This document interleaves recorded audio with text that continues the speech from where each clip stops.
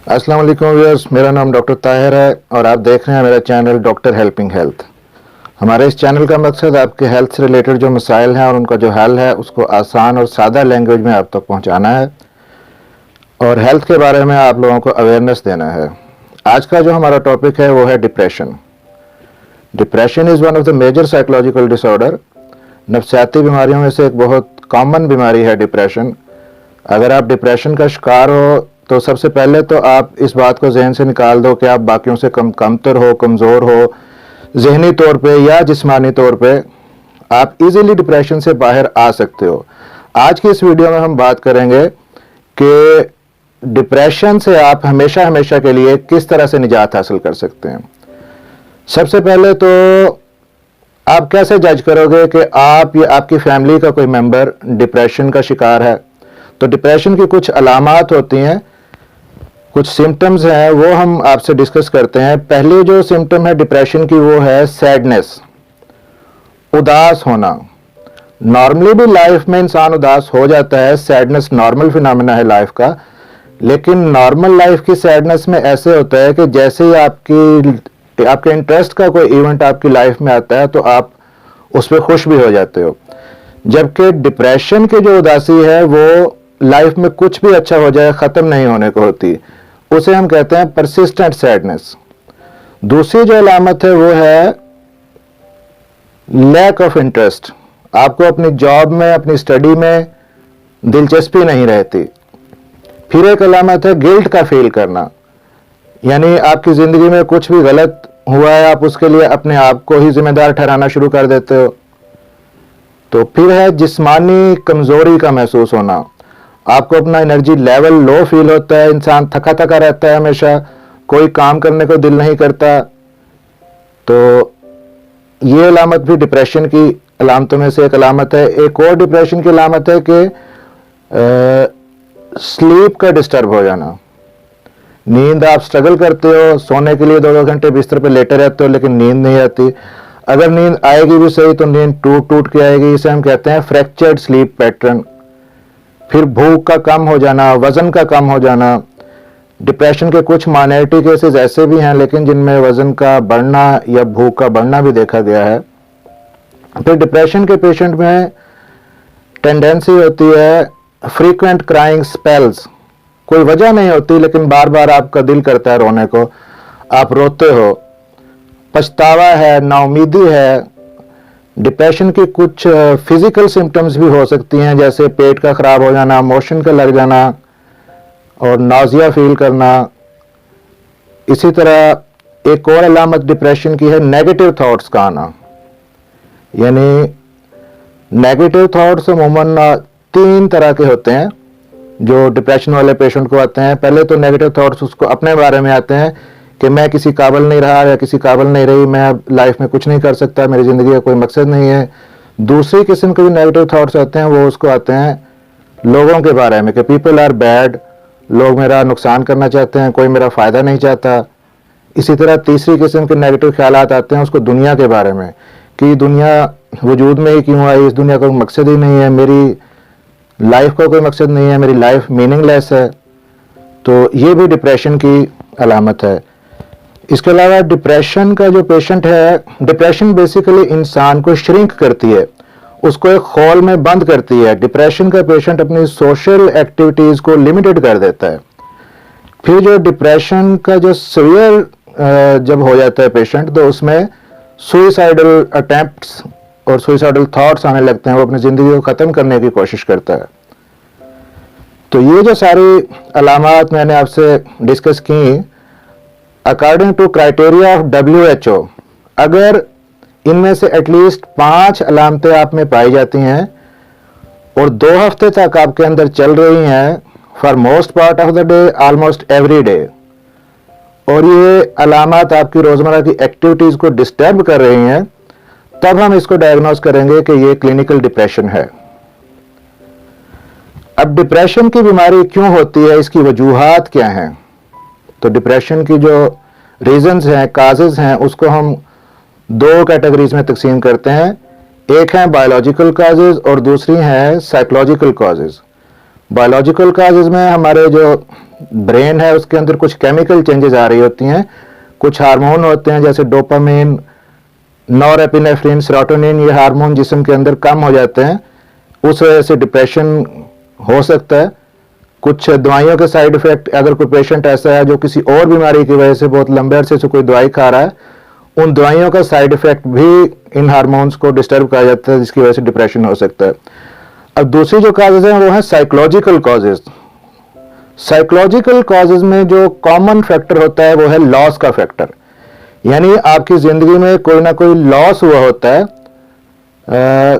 ऐसे में आपको समझाऊं कि आपका कोई अपना आपसे बिछड़ गया है, या किसी लव्ड वन की डेथ हो गई है, या आप एग्जाम में फेल हो गए हो, या आपका कोई बिजनेस क्रैश कर गया है, आपका कोई फाइनेंशियल लॉस हो गया है, तो इस तरह के जो लॉसेज हैं जिंदगी के अंदर, उससे नेगेटिव थॉट्स आने लगते हैं उस पेशेंट के अंदर कि मेरी जिंदगी अब किसी काबिल नहीं रही, मेरा फ्यूचर खत्म हो गया। तो ये नेगेटिव थॉट्स उसके अंदर डिप्रेस्ड स्टेज लेके आते हैं। फिर एक होता है पोस्टमार्टम डिप्रेशन। पोस्टमार्टम डिप्रेशन अमूमन जो नई बनने वाली माएँ हैं, डिलीवरी के बाद 40 दिन जो डिलीवरी के बाद के होते हैं, उसमें मदर्स के अंदर डिप्रेशन होने के बहुत ज़्यादा चांसेस होते हैं, उसको हम कहते हैं पोस्टमार्टम डिप्रेशन। तो इस दौरान में मदर को बहुत ज़्यादा केयर की ज़रूरत होती है, अदरवाइज ये पोस्टमार्टम डिप्रेशन जो है वो मेजर डिप्रेशन के अंदर भी कन्वर्ट हो सकता है। फिर अगर कोई इंसान किसी सेक्सुअल या इमोशनल अब्यूज से गुजरा है तो वो भी डिप्रेशन की वजह बन सकती है। तो ये तो डिप्रेशन की कॉजेज थी। अगर अब डिप्रेशन किसी को डायग्नोज हो गया है तो क्या किया जाए? सबसे पहले तो ये है कि आप सेल्फ ट्रीटमेंट बिल्कुल ना करें। अपने फैमिली डॉक्टर से, किसी क्लिनिकल साइकोलॉजिस्ट से या साइकेट्रिस्ट से आप कंसल्ट करें। तो वो दो तरह से आपका इलाज करते हैं, पहले तो काउंसलिंग के जरिए, फिर मेडिकेशन के जरिए, या फिर काउंसलिंग और मेडिकेशन दोनों को मिला के भी इलाज किया जाता है। कुछ एडवांस टेक्निक्स भी हैं, जब बाकी के ट्रीटमेंट को पेशेंट रिस्पॉन्ड ना कर रहा हो तो वो भी यूज़ की जाते हैं। For example transcranial magnetic therapy, और इसी तरह से इलेक्ट्रोकन्वल्सिव थेरेपी। ट्रांसक्रेनियल जो है मैग्नेटिक स्टिमुलेशन है इसके अंदर, और इलेक्ट्रोकन्वल्सिव थेरेपी के अंदर इलेक्ट्रिक और मैग्नेटिक फील्ड को यूज़ किया जाता है ब्रेन सेल्स के अंदर कुछ न्यूरॉन्स को स्टिमुलेट करने के लिए। तो इस तरीके से उस पेशेंट का इलाज किया जाता है। अब सवाल ये पैदा होता है कि डिप्रेशन को ख़त्म करने के लिए जो एंटी डिप्रेसेंट दवाइयाँ दी जाती हैं, ये इंसान आखिर कब तक खाता रहे, और इन दवाइयों से फ़ायदा भी अमूमन उतनी देर तक ही होता है जब तक आप दवाइयाँ खा रहे होते हो। तो और कौन सा ऐसा तरीका है कि आपको एंटी डिप्रेसेंट मेडिसिन भी कम से कम खानी पड़े और डिप्रेशन से भी आपको हमेशा के लिए निजात मिल जाए? तो इसके लिए मैं आपको बताता हूं कि आपको क्या करना होगा। सबसे पहले तो एक्टिव लाइफस्टाइल अपनाएं, कमिटेड हो जाएं, जो काम करना है उसे करें, आज का काम कल पे मत छोड़ें, और अपने अंदर विल पावर पैदा करें, अपने अंदर एनर्जी लेके आएं, जो ख्यालात की जो दुनिया है उससे बाहर निकल आएं। देखिए, रियलिटी को फेस करना सीखें, रियलिटी से दूर ना भागें।